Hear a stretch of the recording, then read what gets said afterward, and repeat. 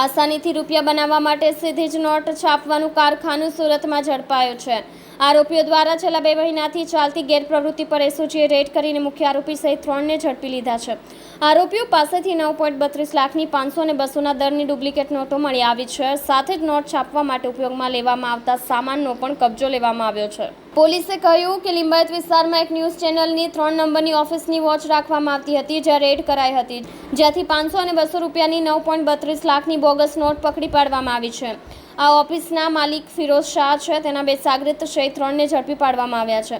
Printer, શાહી કાગળ અને પેપર મશીન સહિત ન્યૂઝ ચેનલના માઇક અને આઈ કાર્ડ 2 ઝડપાયા છે। છેલ્લા 2 મહિનાથી કામ ચાલુ હોવાથી તેના પર વોચ હતી। ફિરોઝ શાહ 2015માં ઝારખંડમાંથી બોગસ નોટના કેસમાં ઝડપાયો હતો। હાઈકોર્ટથી જામીન મળ્યા બાદ ત્યારબાદ સુરતમાં આવી જમીન દલાલ અને વ્યાજ વટાવનું શરૂ કર્યું હતું।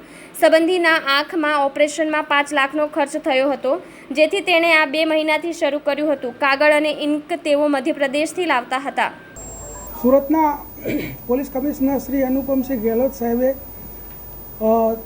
તમામ પોલીસને સૂચના આપેલી છે કે ભાઈ દેશ વિરોધી જે પ્રવૃત્તિઓ કરતા હોય અને જે ડ્રગ્સની પ્રવૃત્તિઓ કરતા હોય એના ઉપર સખતમાં સખત કાર્યવાહી કરવાની એસઓજી બ્રાન્ચને, પીસીબીને તમામને સૂચનાઓ આપવામાં આવેલી। એ અંતર્ગત ગઈકાલે લિંબાયત વિસ્તારમાં એક ન્યૂઝ ચેનલની જે 3 નંબરની ઓફિસ છે ત્યાં છેલ્લા 2 મહિનાથી અમારા એસઓજીના કર્મચારીઓ વિવિધ રીતે કોઈ લારીવાળાના વેશમાં, કોઈ ગલ્લા ઊભા રહીને કે કોઈ બીજી રીતે અન્ય રીતે 2 મહિનાથી વોચ રાખતા હતા અને ગઈકાલે સાંજે લિંબાયત વિસ્તારમાં રેડ કરી અને 9,36,100 રૂપિયાની 500 અને 200ની ચલણી બોગસ ચલણી નોટો ઝડપી પાડવામાં આવેલી છે। આ જે ઓફિસ છે એના જે માલિક છે તે ફિરોઝ શાહ કરીને છે, તેને તથા તેના મધ્યપ્રદેશના બીજા 2 સાગરીતો 3ને ઝડપી પાડવામાં આવેલ છે। એની સાથે એ નોટ જે બનાવવા માટે જે પ્રિન્ટર વપરાતું હતું, પ્રિન્ટર, એની નોટ બનાવવાના કાગળો, શાહી તથા કટર મશીન અને ન્યૂઝ ચેનલના 2 એના આઈ કાર્ડ તથા 4 જે માઇક હોય છે એ 4એ 4 ઝડપી પાડેલ છે।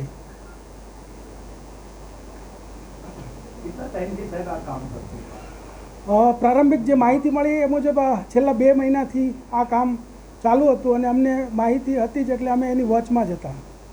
નોટ બનાવવાનો ખ્યાલ કઈ રીતે આવ્યો?